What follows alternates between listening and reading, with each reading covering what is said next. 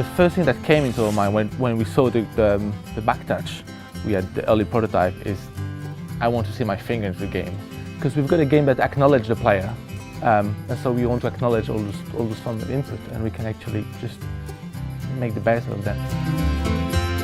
So the game used the back touch to stick your finger, you use the front touch, you use the microphone, you use the gyro, and they're always used in a way that makes sense around with the story, because the game acknowledges the player, and that's a very important thing. Well, I guess the whole concept of Tearaway was built around the Vita, so what's really nice about it is it's got the kind of traditional gamey interactions, which are quite difficult on other portable devices because you don't have the sticks and you don't have the buttons there readily. You've only really got a touchscreen on most other portable devices. So we can still have the arcadey element, which is quite important in Tearaway as well.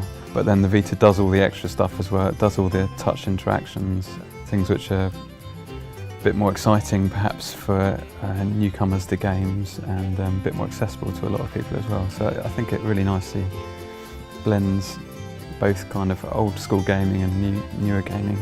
Definitely one of the goals is to do it better than anyone else can, and instead of making these things gimmicks, just really using them in a way that's intuitive and interesting for the players.